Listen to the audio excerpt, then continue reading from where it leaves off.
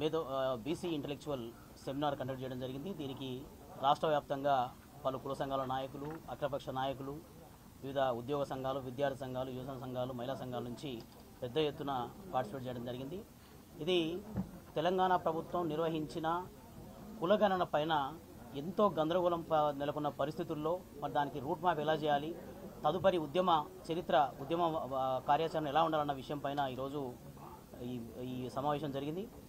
తెలంగాణ ప్రభుత్వం నిర్వహించిన సమగ్ర కులగణన అనేది ఒక్క మాటలో చెప్పాలంటే, పంచపాండవులు ఎంతమంది అంటే మంచం కోల లెక్క ముగ్గురని చూపించి, రెండేళ్ళు చూపించి ఒక్కటి రాసినట్టుగా ఉంది.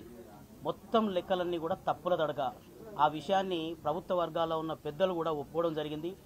మరి తప్పు జరిగిందని ఒప్పుకున్నారు కాబట్టి దానికి సంబంధించిన నివారణ ఏం చేయాలి, ఎట్లా చేయాలి, దానికి సంబంధించిన సవరణ ఎట్లా చేయాలని చెప్పేసి మనం ప్రభుత్వాన్ని దాన్ని ముందుకు తీసుకెళ్తున్నాం. బీసీల జనాభా అంటే ఎస్టీ జనాభా పెరిగింది, ఎస్సీ జనాభా పెరిగింది, ఓసీ జనాభా పెరిగింది, బీసీ జనాభా మాత్రమే తగ్గింది. అంటే దీని వెనుక బీసీల అవకాశాలను కొల్లగొట్టి వాళ్ళకున్న విద్యా ఉద్యోగ అవకాశాలని కొల్లగొట్టాలన్న కుట్రలో భాగంగానే బీసీలను జనాభాని తగ్గించి చూపించడం జరిగింది. ఇది దాదాపుగా 30 లక్షల మంది బీసీలను అంటే అధికారికంగా చంపేసింది ఈ ప్రభుత్వం.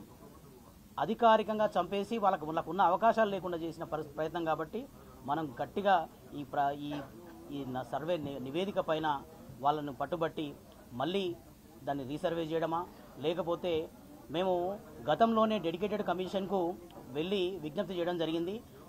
సమగ్ర కులగణన పైన ప్రభుత్వం సరైన ప్రచారం లేని కారణంగా, ప్రకటనలు ఇవ్వడానికి కారణంగా చాలామంది దీంట్లో పార్టిసిపేట్ చేయలేదు.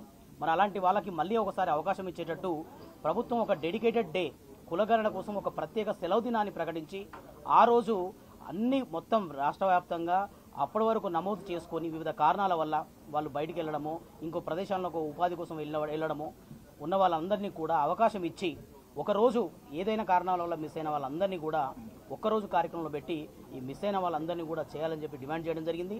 అలాగే కాంగ్రెస్ ప్రభుత్వం కామారెడ్డి డిక్లరేషన్లో ఇచ్చిన ప్రకారం 42% స్థానిక సంస్థల రిజర్వేషన్లు అయితే ఏవైతే ఉన్నాయో దీనికి రేవంత్ రెడ్డి గారు, ముఖ్యమంత్రి గారు ఏం చెప్తున్నారంటే, మేము మా పార్టీ ప్రకారం ఇస్తాం, మీరు ఇస్తారని అడుగుతున్నారు.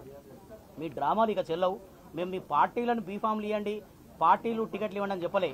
న్యాయబద్ధంగా మేము ఎంతమంది ఉన్నామో మాకు అంత వాటా రావాలి. ఆ వాటా ప్రకారం 42% రిజర్వేషన్లు చట్టబద్ధంగా కావాలని చెప్పి మేము డిమాండ్ చేశాం. ఆ డిమాండ్ సాధనకై మీరు ప్రత్యేక సమావేశం ఏర్పాటు చేయండి.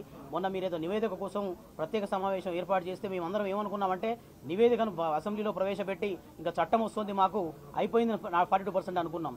కానీ మీరు ఒకరి మీద దుమ్మెత్తి పోసుకోవడం తప్ప ఆ రోజు ప్రత్యేక సమావేశంలో ఏం జరగలేదు. మీరు ప్రత్యేక సమావేశాలు ఏర్పాటు చేయండి, దానిపైన చట్టం చేయండి. ఆ చట్ట ప్రకారం 42% మాకు అందజేసే ప్రయత్నాలు చేయాలి.